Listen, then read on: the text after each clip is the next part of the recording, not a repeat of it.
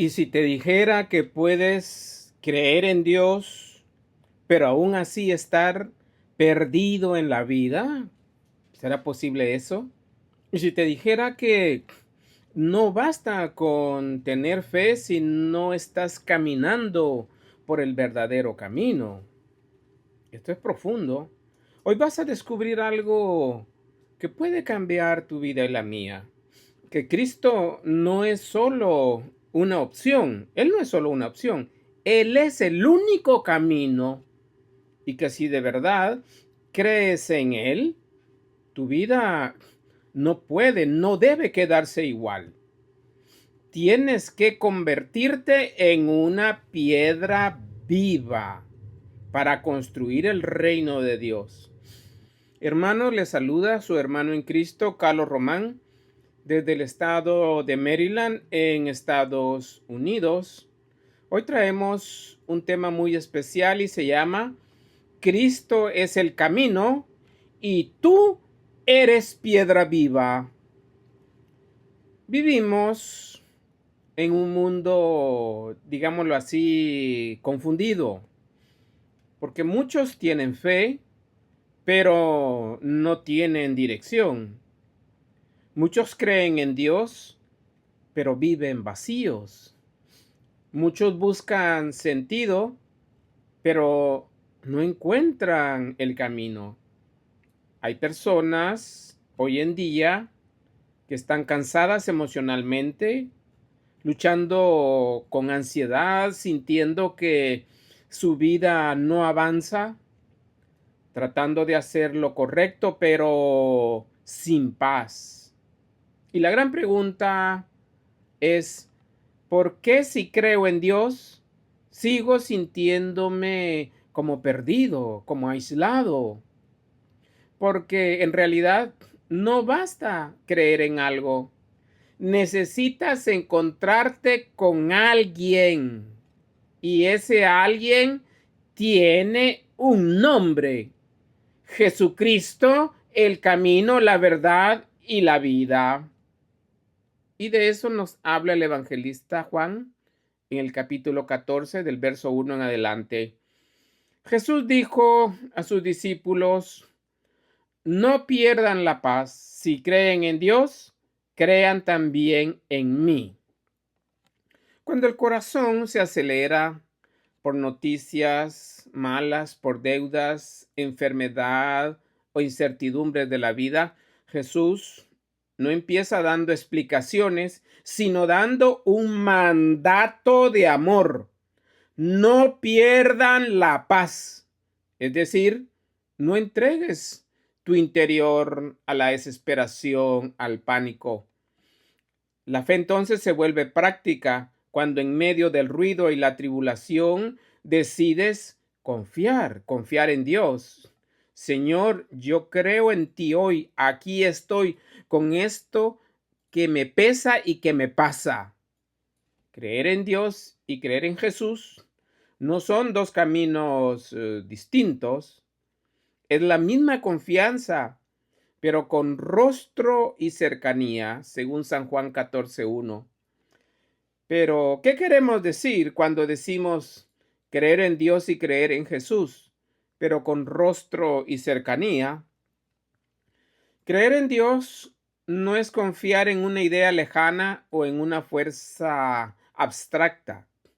Es confiar en un Dios que se ha hecho cercano, que tiene rostro, que tiene voz, que tiene gestos, que tiene una mirada de amor y que tiene un nombre, Jesús.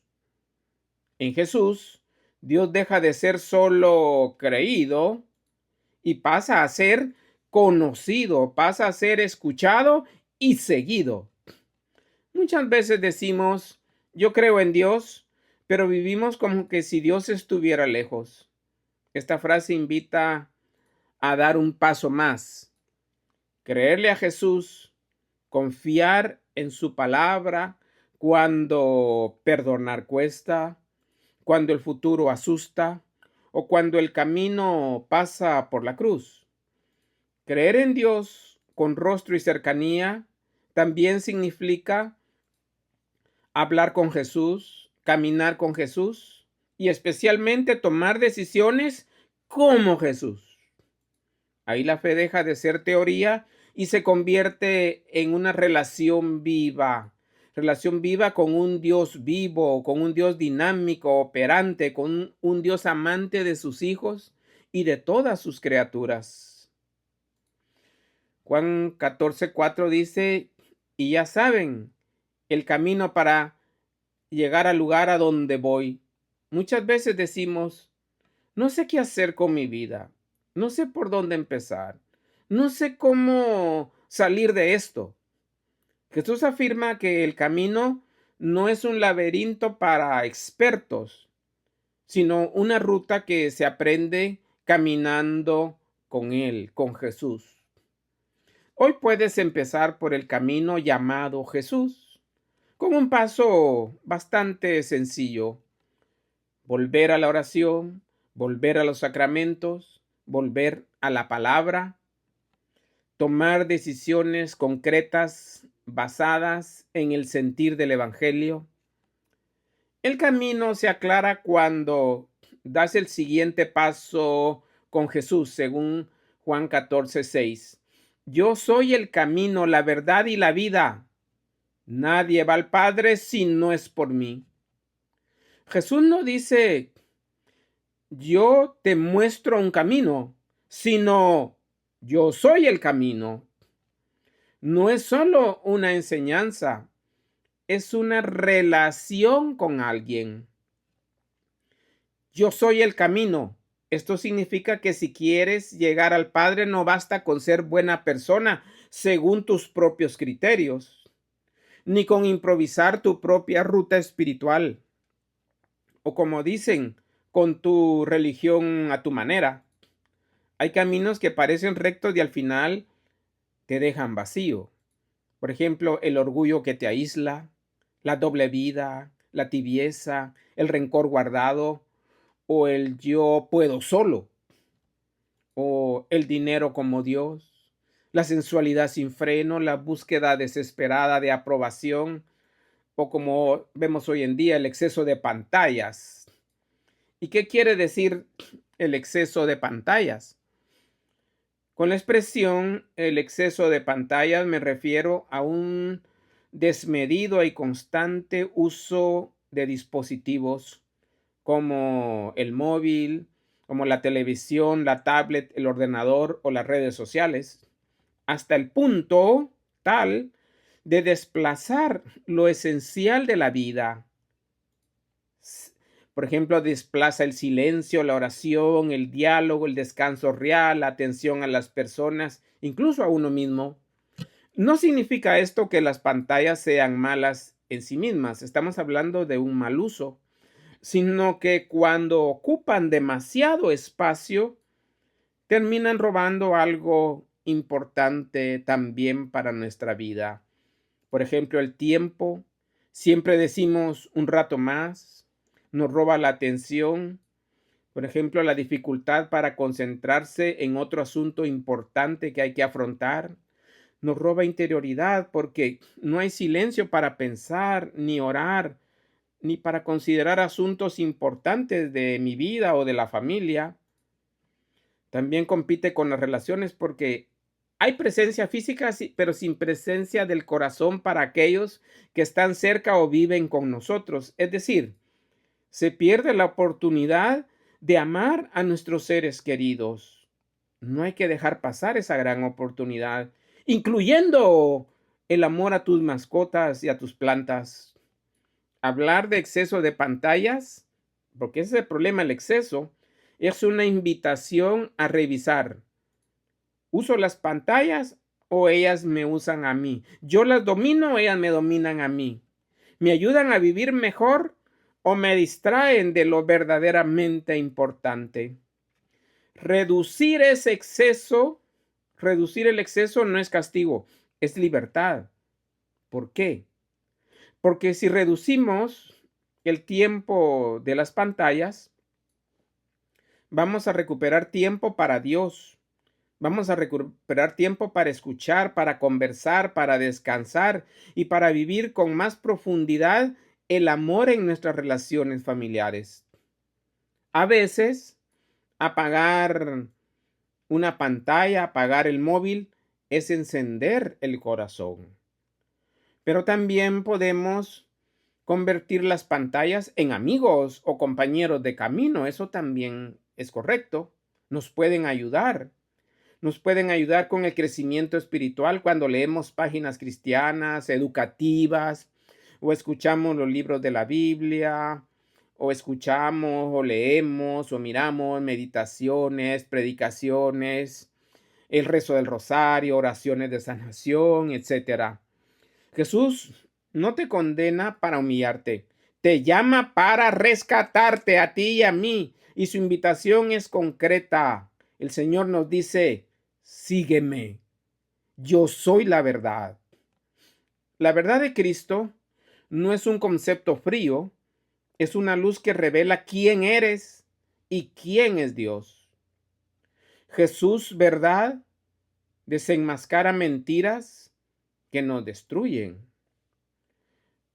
¿Y cuáles serán esas mentiras que nos destruyen? Por ejemplo, cuando decimos: no valgo nada, Dios no me perdona, ya es tarde, si me humillo pierdo, si perdono me hacen o me creen el tonto, o yo nací así y no puedo cambiar. La verdad de Jesús te sitúa en tu verdadera dignidad. Eres amado, llamado a la conversión y capaz de comenzar de nuevo. Por eso la fe no es y no debe ser un maquillaje. Es dejar que Cristo te diga a ti y a mí la verdad con misericordia y responder con humildad. Yo soy la vida, dice el Señor. Él no solo te da energías para aguantar, te da vida nueva, vida eterna que empieza ahora. Esta expresión te da vida nueva, vida eterna que empieza ahora.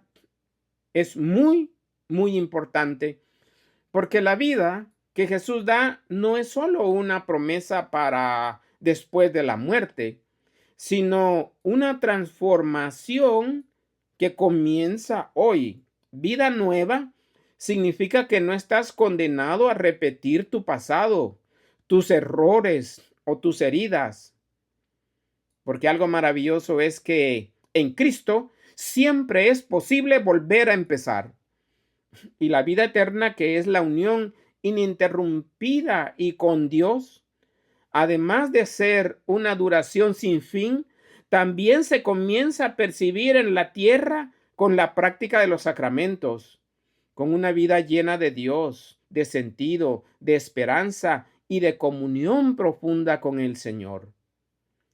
Creer esto cambia la manera de vivir el presente.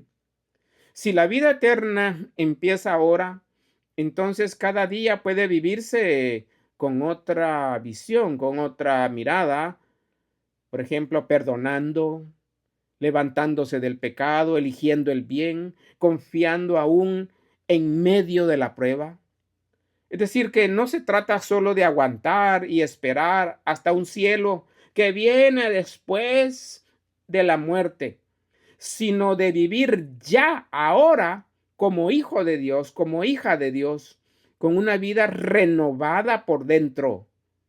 Cuando dejas que Cristo te dé vida nueva hoy, el futuro deja de dar miedo y el presente se llena de sentido sobrenatural.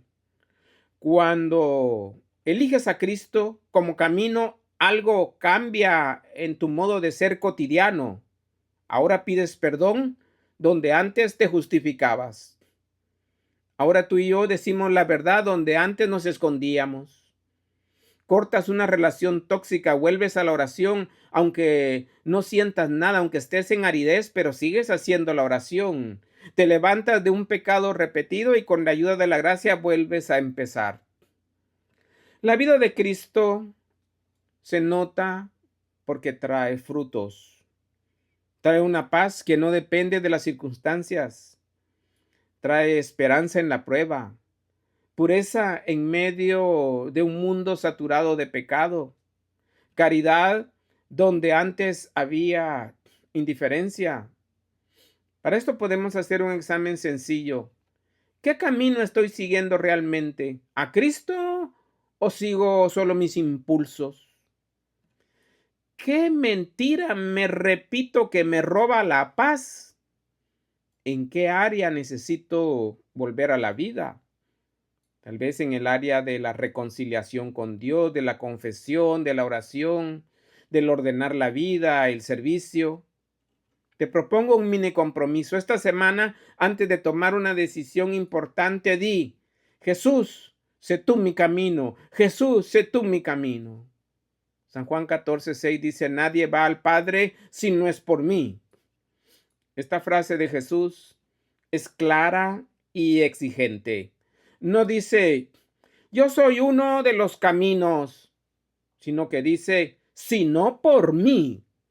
Jesús no se presenta como una idea religiosa más entre tantas, ni como una opción entre muchas, sino se presenta como la puerta viva que conduce al Padre, el camino al Padre. Jesús es el camino al Padre. En la vida diaria solemos buscar otros caminos para sentirnos seguros o plenos. Por ejemplo, el éxito, el dinero, el control, la aprobación, incluso cierta religiosidad superficial. Pero ninguno de esos caminos lleva al corazón de Dios ni da descanso verdadero. Entonces hay que revisar por dónde estoy caminando realmente. ¿Tomo decisiones según el Evangelio o según mis intereses o según lo que me conviene? ¿Busco a Dios solo cuando tengo problemas o dejo que Jesús oriente todas las acciones de mi vida? ¿Confío en mis propias fuerzas más que en el Señor? Este versículo invita a una conversión concreta. Volver a Jesús como centro y criterio y fundamento, sabiendo que solo en Él encontramos al Padre y el sentido profundo de nuestra vida. Jesús no dice uno de los caminos para ir al Padre, sino que dice: si no por mí.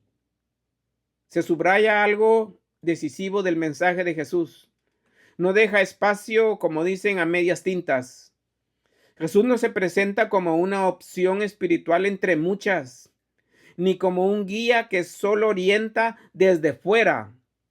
Dice: por mí, es decir, a través de su persona, a través de su vida, a través de su mensaje, de su cruz y de su resurrección.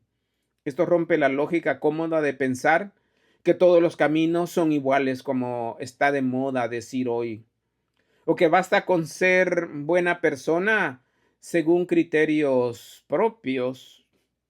Esta frase te confronta con una pregunta concreta: ¿Jesús es realmente el centro de mis decisiones o solo un complemento de mi vida cuando tengo necesidad de Él? Vivir por Él significa dejar que su manera de amar, perdonar, servir y obedecer al Padre marque tu vida. Dejarte corregir por su palabra y confiar incluso cuando el camino pasa por la cruz. Juan 14:9 dice: Jesús le replicó: Felipe, ¿tanto tiempo hace que estoy con ustedes y todavía no me conoces? Quien me ve a mí, ve al Padre. Se puede estar cerca de lo religioso y aún así no conocer a Jesús de verdad. Podemos tener años de misa, años de Biblia, años de ministerio y seguir buscando a Dios en otra parte, como Felipe. Esta frase es importante, invita a revisar: ¿mi fe es trato con Jesús o solo una costumbre? Conocerlo es dejar que su modo de pensar y amar se vuelva el tuyo, en casa, en el trabajo, en cómo respondes cuando te provocan, en cómo pides perdón, en cómo sirves, según San Juan 14, 10 al 11. Las palabras que yo les digo, no las digo por mi propia cuenta. Es el Padre que permanece en mí quien hace las obras. Créanme, yo estoy en el Padre y el Padre está en mí. Si no me dan fe a mí, créanlo por las obras. San Juan 14. Este versículo te da una regla de oro muy importante para la vida espiritual y para la vida diaria.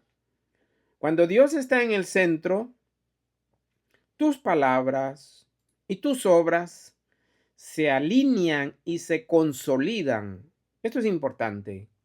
Jesús no habla por su propia cuenta, vive en comunión constante con el Padre.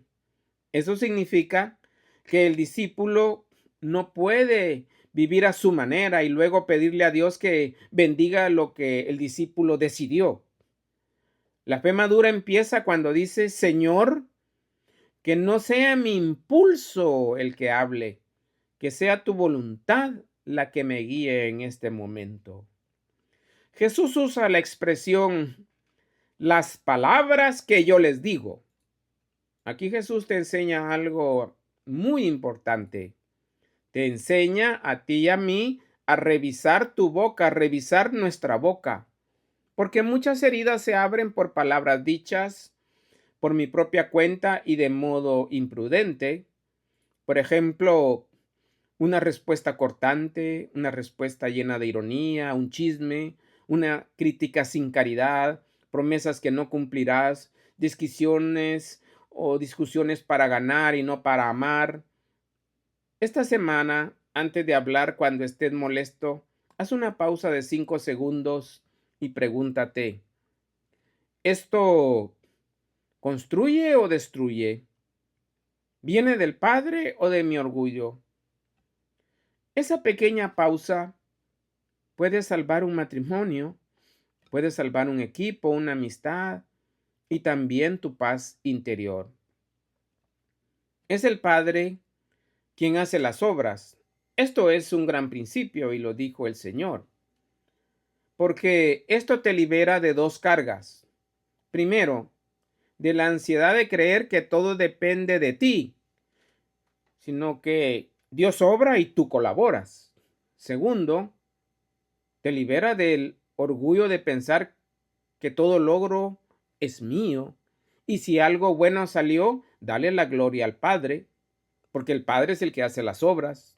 En la práctica, haz tu parte con fidelidad.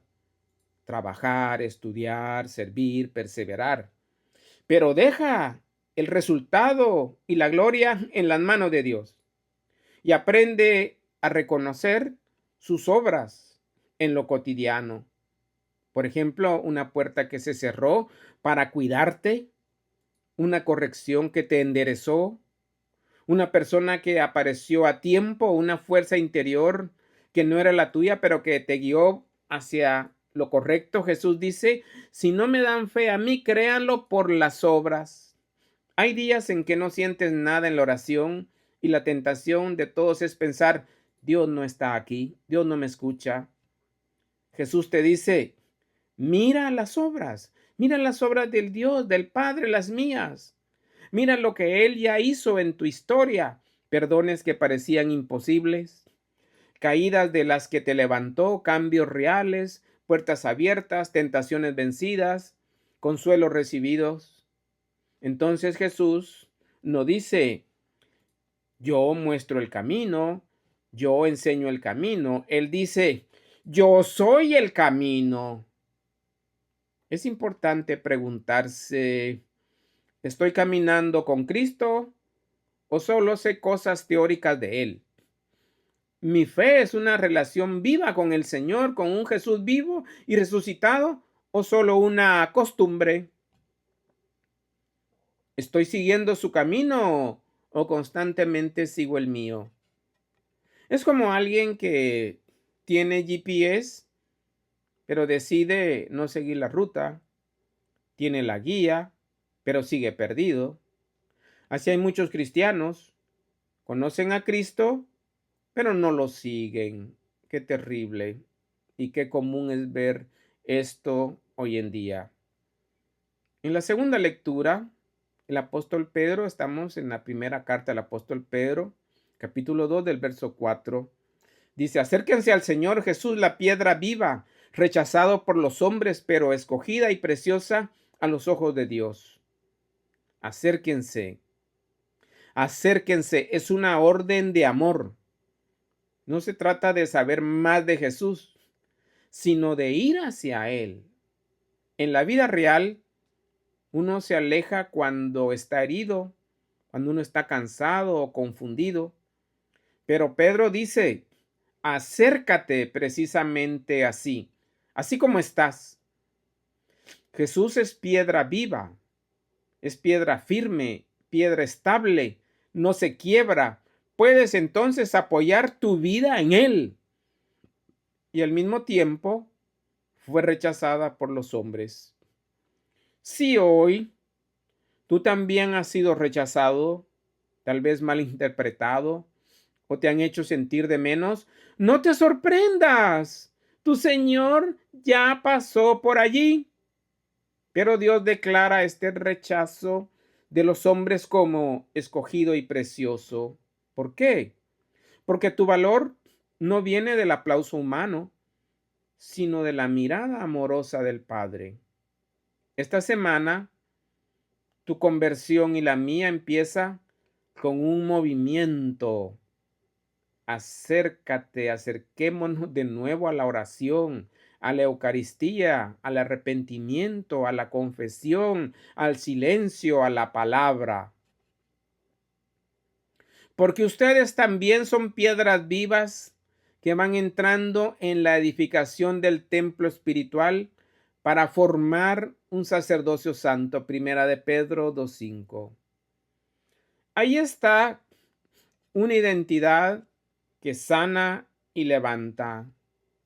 Ustedes también son piedras vivas. Es decir, que no eres un cristiano de banca, un cristiano pasivo, desconectado. Eres parte de una construcción.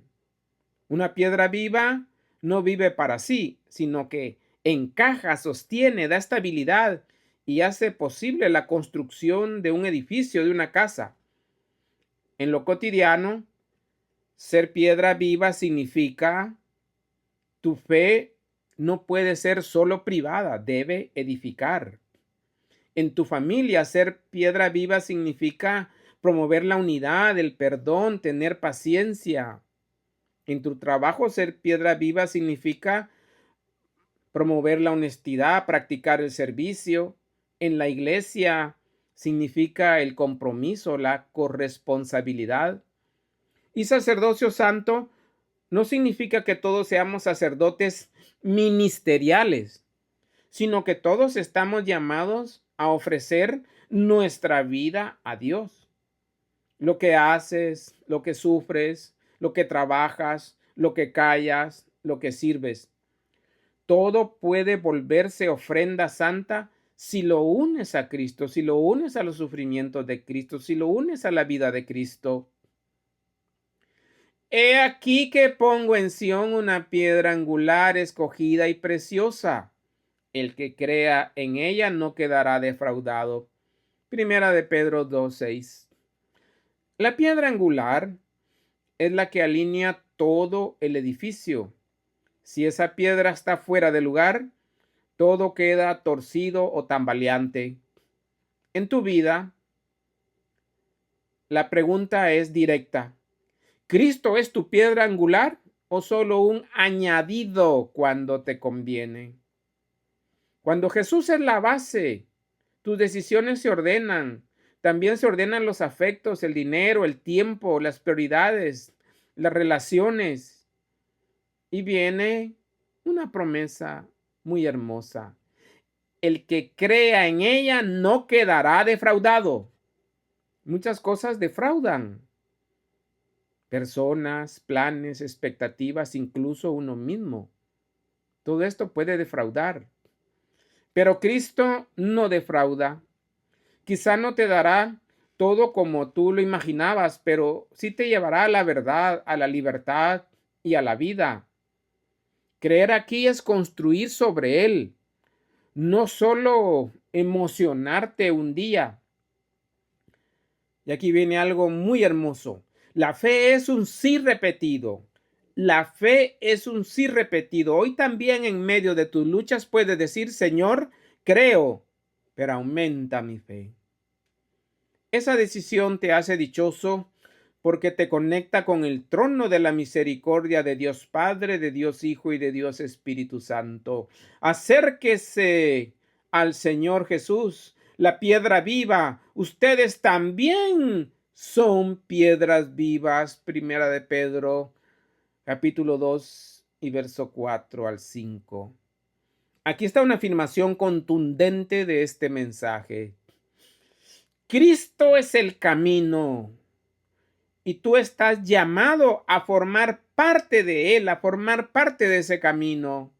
Dios no te quiere como un espectador más, te quiere como piedra viva, piedra fundamental, piedra que construye. ¿Qué significa esto? Una piedra viva tiene un propósito, tiene un lugar, sostiene algo más grande, no está tirada, está construyendo. Por eso debiéramos hacer un examen muy profundo. ¿Estoy construyendo algo con mi fe o solo sobreviviendo? ¿Soy parte activa de la iglesia o solo un asistente más? ¿Mi vida refleja a Cristo? Imagina una casa donde todas las piedras dicen, yo no quiero sostener nada, solo quiero estar cómoda. Pues entonces esa casa se cae. Pero así pasa con muchos cristianos. Quieren salvación, pero no quieren compromiso. No quieren compromiso con el Señor, con su palabra, con la iglesia. Ustedes son estirpe elegida, pueblo de Dios. Primera de Pedro 2:9. Aquí hay una gran verdad. No eres cualquier persona. Eres elegido, eres amado y eres enviado. Pero si no vives como elegido, si no vives como llamado y como enviado, estás viviendo por debajo de tu identidad y de tu dignidad. Desde la fe cristiana, la identidad no se construye solo con lo que haces, lo que tienes o lo que otros digan de ti, sino con quién eres ante Dios. La identidad cristiana se recibe, no se fabrica. La identidad son los rasgos propios de una persona que la distinguen claramente de las demás. Mi identidad es que soy hijo amado de Dios en Jesucristo. Esto implica varias dimensiones. Esto implica que no soy un accidente, ni solo el resultado de mis decisiones, sino que he sido querido y creado con amor por Dios. Mi identidad nace de una relación viva con Dios Padre, con Dios Hijo y con Dios Espíritu Santo. No soy solo un creyente, soy hijo, soy hija de Dios.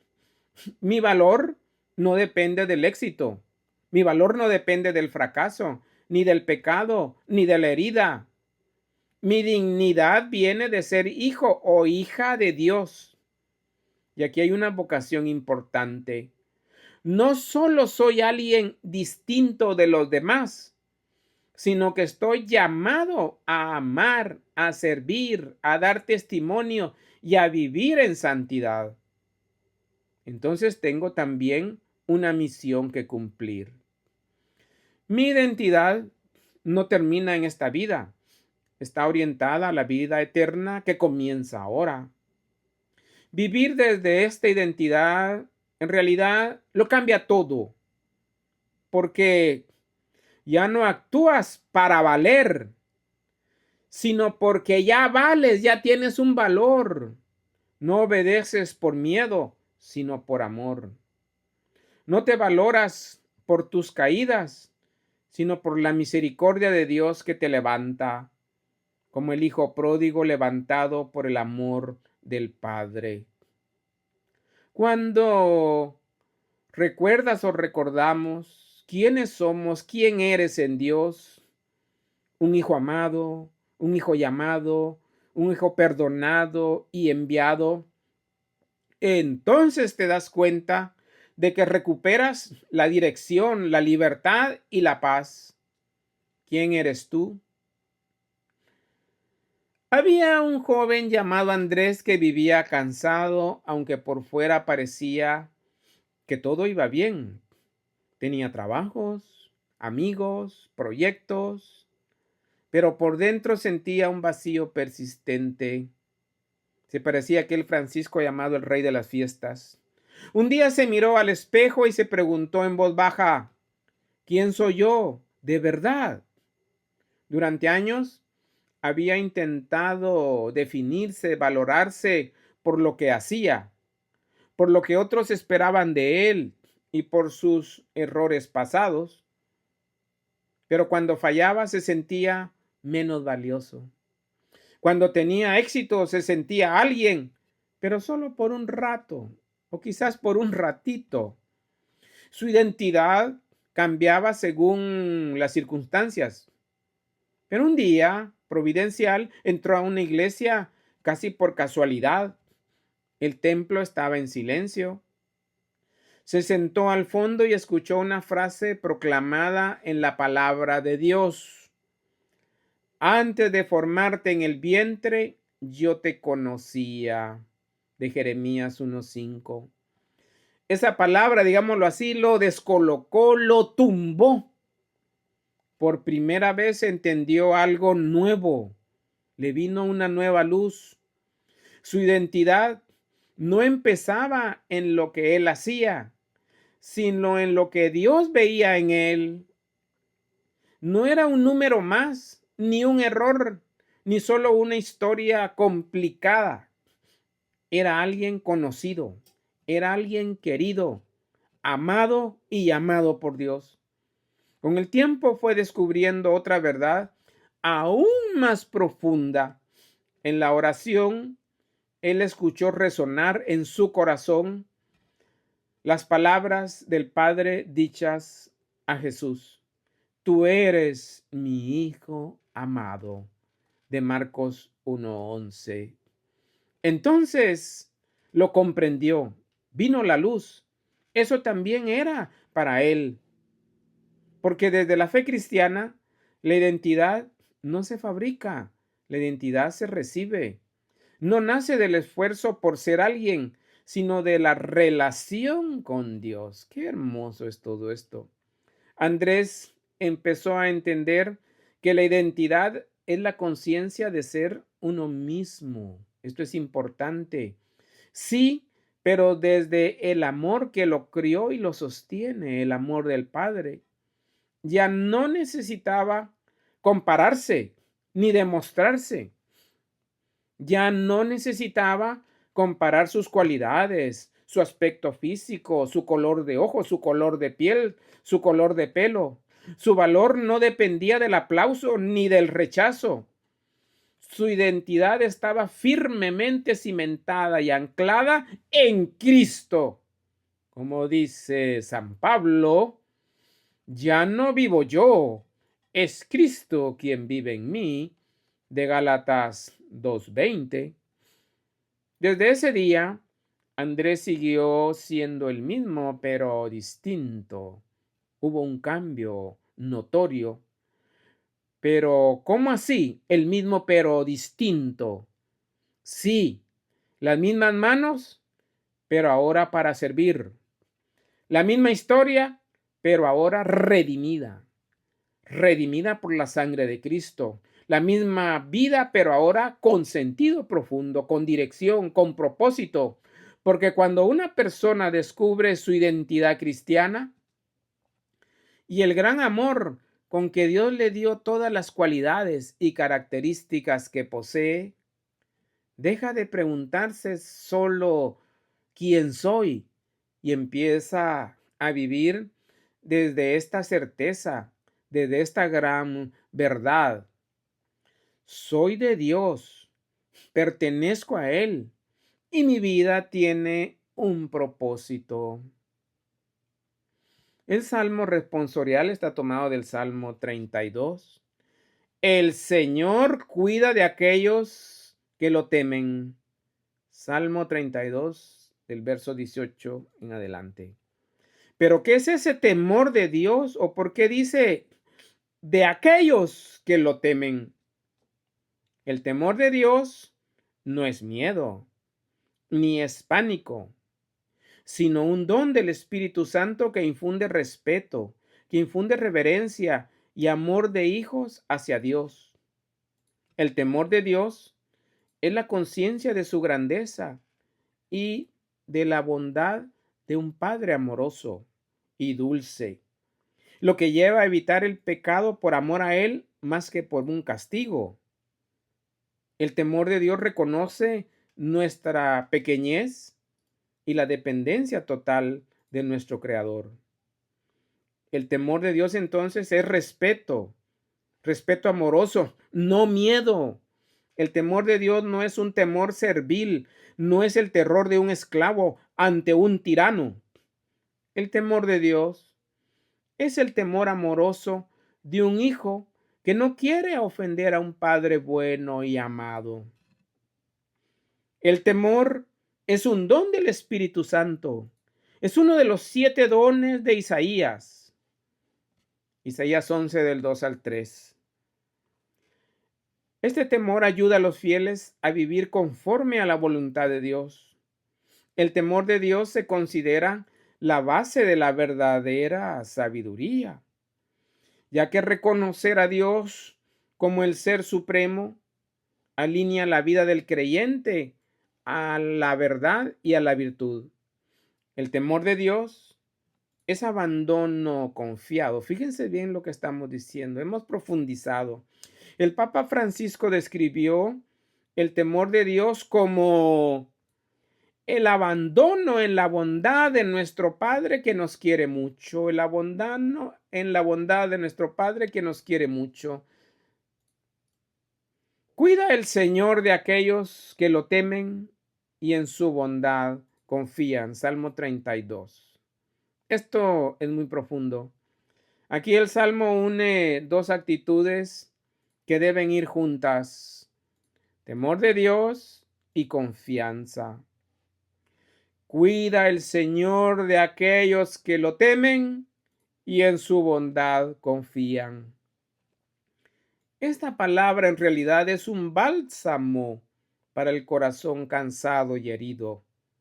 Nos recuerda que no estamos solos, que nuestra vida no está abandonada al azar ni a nuestras propias fuerzas, que la piedra viva que está trabajando, construyendo, no está abandonada. Dios cuida de modo providencial.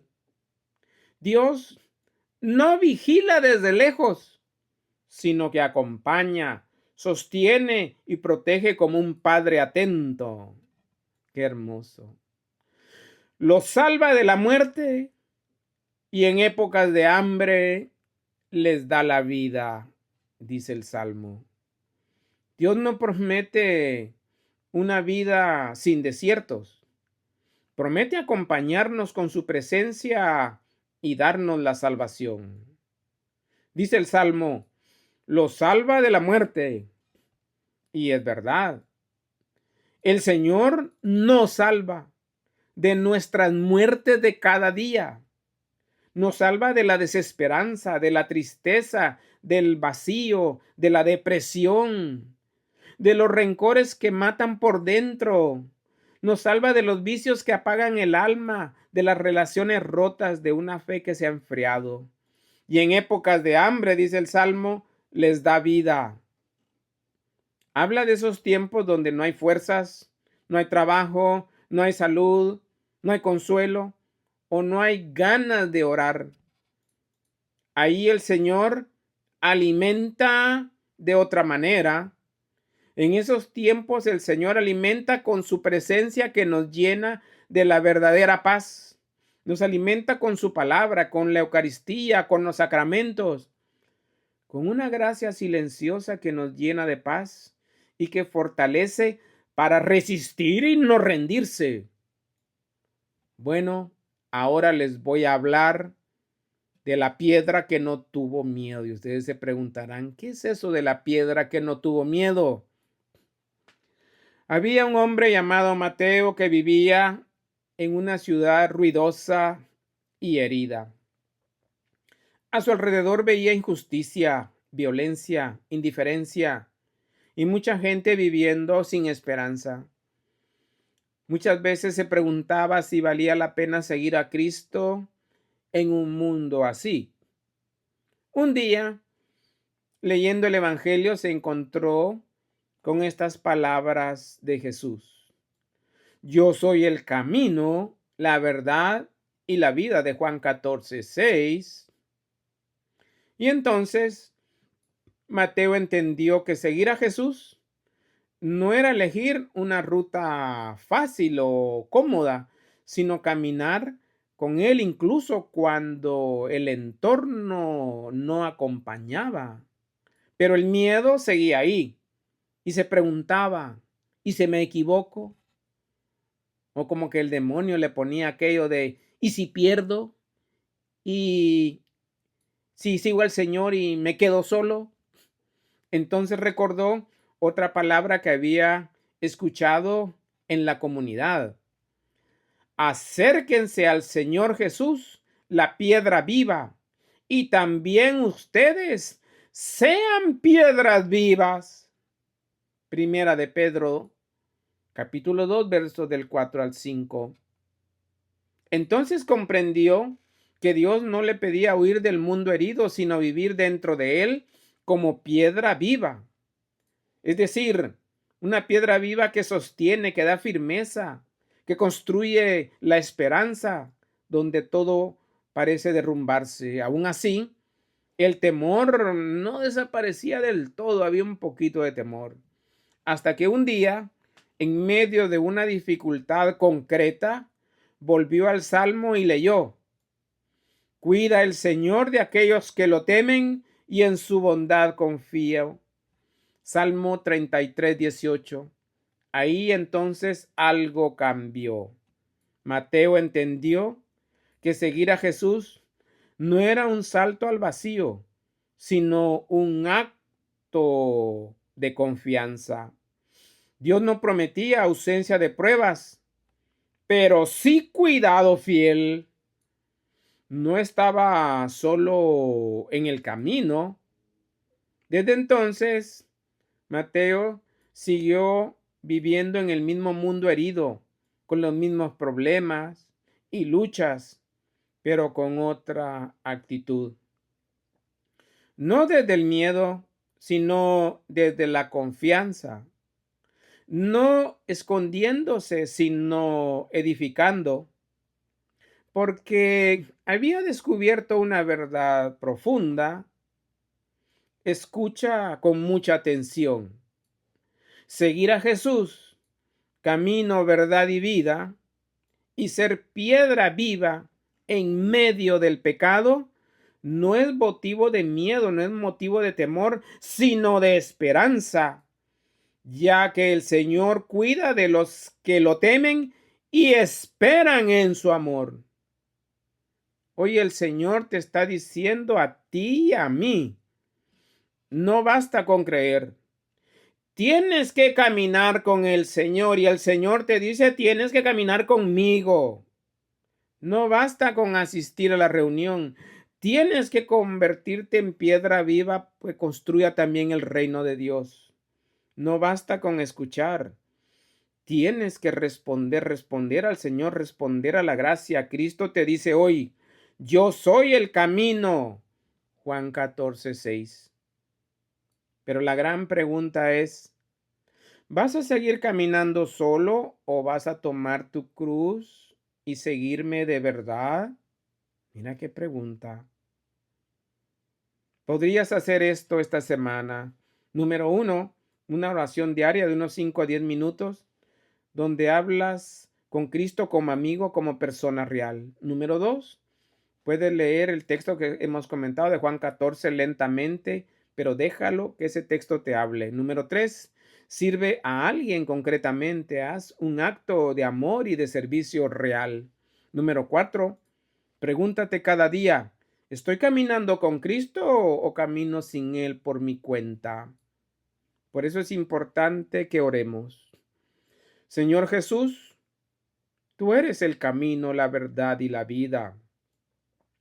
Hoy reconozco que muchas veces he creído en ti, pero en realidad no he caminado contigo. Perdóname, Señor.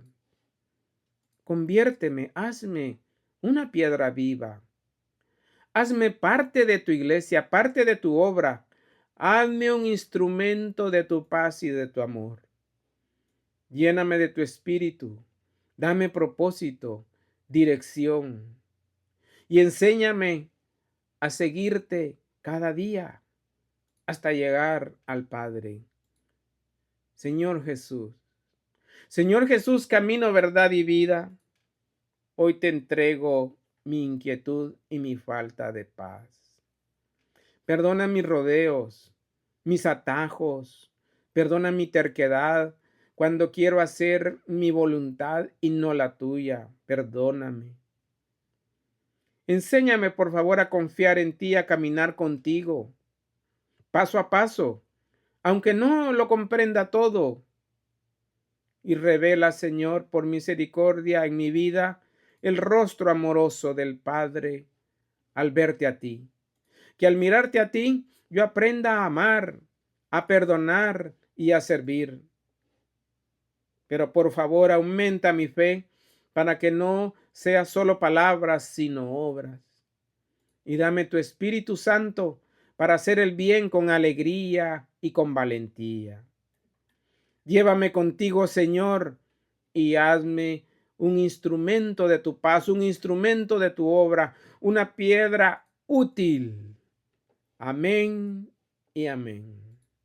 Hermanos, si este mensaje ha tocado tu corazón, puedes enviar tus intenciones de oración para que mi equipo y yo oremos por ella. La puedes poner tus intenciones de oración en los comentarios. También te invito a suscribirte al canal.